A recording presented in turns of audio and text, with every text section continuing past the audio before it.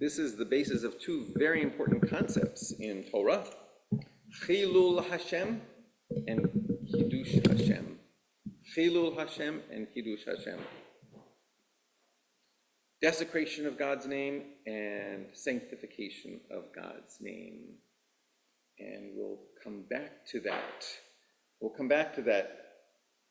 You may see that the Torah then continues, goes on, and has a whole chapter about the various different holidays, starting with Shabbat, and then goes through the whole biblical cycle of Jewish holidays. Passover, the Omer, Shavuot, Rosh Hashanah, Yom Kippur, Sukkot, 8th day of gathering. And today is part of that cycle, by the way. We are counting the Omer. We do count the Omer, where that period of time going from 50 days from Passover to Shavuot, and today in particular, Friday at least, the day that is ending just now, is Lag BaOmer. It has been a holiday all day. It's been the 33rd day of the Omer. I said to some people today, they hadn't heard of it, but it's a really happy holiday. But Lag BaOmer cannot be understood without thinking of Judaism as really a system of folklore built around the life of the Jewish people. The teaching is part of the life of the people, rather than a reading of life built around the straightforward reading of a Bible text. Lag BaOmer is not mentioned in the cycle of holidays. The Omer is, but not Lag BaOmer. And I think about that when I'm in places like where I work at a prison, and there's this emphasis on distributing the Bible everywhere. Distributing the Bible. People just can read the Bible. It's very Protestant in its emphasis. Because, you won't find Lag BaOmer in the Bible, but it's part of our teaching. It's part of our lore. I contrast that to the Orthodox Jewish emphasis on constant study of Mishnah and Gemara and Talmud, which emphasizes transcripts of ancient arguments around ancient questions. Neither of these emphases really fit who we are as liberal Jews. We have to pay attention to our folklore. Now, Lag BaOmer, just very briefly, it's a happy day in the midst of a somewhat sad period. The Omer is a period of sadness, counting 50 days from Passover to Shavuot. It's a period of sadness, but when it gets down to it, we're not really sure why. But Lag BaOmer is a period of happiness in the midst of that sadness. There is a legend, there is a story, there is folklore that Rabbi Akiva's students encountered a plague and they were dying. And the plague was lifted on Lag BaOmer. So we celebrate. Now, it's also been pointed out that Rabbi Akiva was the spiritual leader of the Bar Kokhba rebellion against Rome around 130.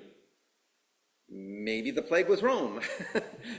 Maybe there's something more to it than in that day of those days of oppression they could actually write. But Lag BaOmer is a day of weddings, when a lot of traditional Jews avoid weddings during the Omer. It's a day of music, when traditional Jews avoid music during the Omer. It's a day of cutting hair, when traditional Jews avoid cutting hair during the Omer. Today is the day when young Hasidic boys, 3 years of age, will get their first haircut. It is also the traditional Yortzeit, death anniversary of Shimon Bar Yochai, Rabbi Shimon Bar Yochai, who figures very prominently in the Zohar, a major mystical text, which is why there are pilgrimages to Meron in Israel, and with bonfires during Lag BaOmer.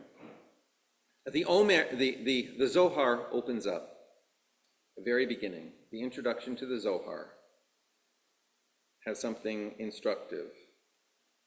The introduction to the Zohar reads, Rabbi Chizkiah opened his discourse with the text from Song of Songs, as a lily among the thorns. What, he said, is the lily? The lily is the community of Israel. The community of Israel. As the lily among the thorns is tinged with red and white, so the community of Israel is now with justice and now with mercy.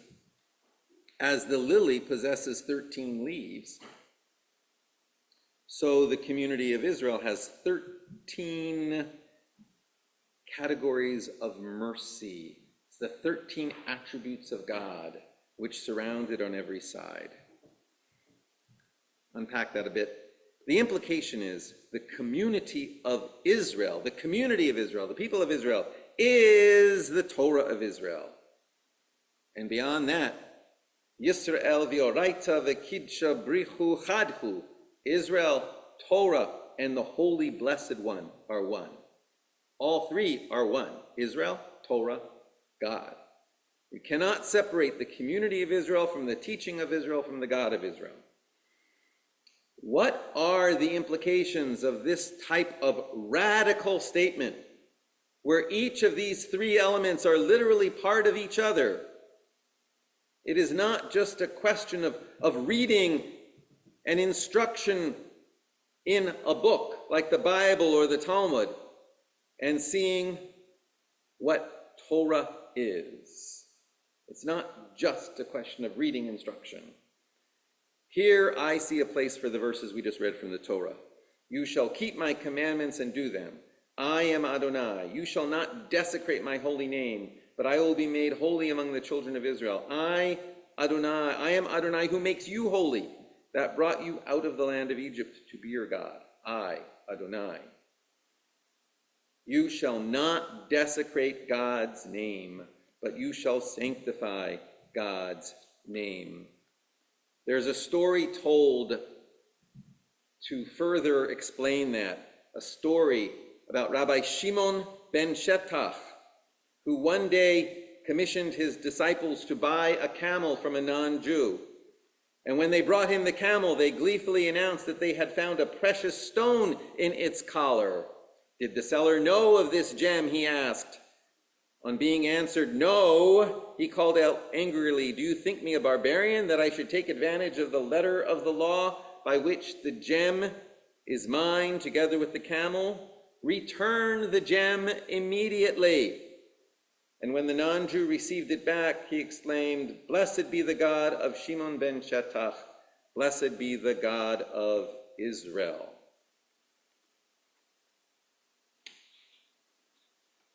Lesson. In the way you live your life, so shall be your teaching, so shall be your Torah. Your Torah is reflected more in what you be and do than what you say and pray. Take, for example, the prayers that we do say. Prayer ultimately is not primarily about words. God, as we understand God, is not in need of praise. We don't need to be saying all these things in praise of God. Rather, we are in need of being exclamations of praise. We make our own lives and our own community into a choir of praise, which becomes the expression of our Torah when we live out that praise.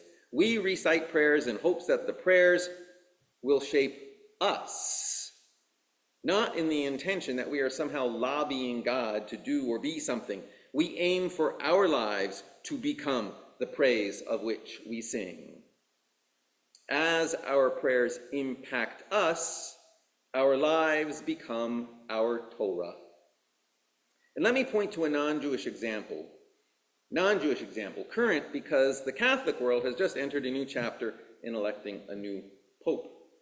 The late Pope Francis responded to a question about LGBT issues with the response, who am I to judge? Who am I to judge? Pope Francis was criticized by some for changing church teaching. Others said, no, he didn't change church teaching at all, but only how he applied the church teaching. Neither of those depictions are fully correct. Francis did not change the words of the teaching, but his actions depicted a change in how the teaching is to be lived out. And how religious teaching is to be lived out is an integral part of any spiritual teaching. In fact, how a Torah is lived is the heart of the matter. The words are only a reflection of the life teaching. The words are only a reflection of the teaching that is expressed in the midst of life. For us as Jews, what we do as individuals and community is inseparable from our Torah. Yesterday, an interfaith group came together here at Temple Beth Shalom to plant perennials in our peace garden, which we've just started. A circle of people is starting to coalesce around us who will see our community as a symbol of peace. A professor at Messiah University is exploring building a semester-long experiential-based class in interfaith leadership around the building up of this garden. The grounds of Temple Beth Shalom are starting to become a symbol of peace and mutual understanding. Who we are and how we live, what we are, becomes our teaching. Our Torah is not words in a book. Our Torah is words in our lives, our hearts, and our deeds, in how we live out the mitzvot, in how we connect ourselves to the words in our hearts and our minds, our body and soul, and in our impact and deeds. Our Torah is in how we repeat them and teach them to our children, how we speak of them as we sit in our houses and walk on the road, how we speak and in our lying down and in our rising up, how we attach them to our arms and hands and how we keep them before our eyes, how we write them on the doorposts and on our gates. We become the words in the ways we live out our teachings. And the Torah instructs us here to be sure our lives are teachings of sanctification and not desecration of the holy name. Shabbat Shalom.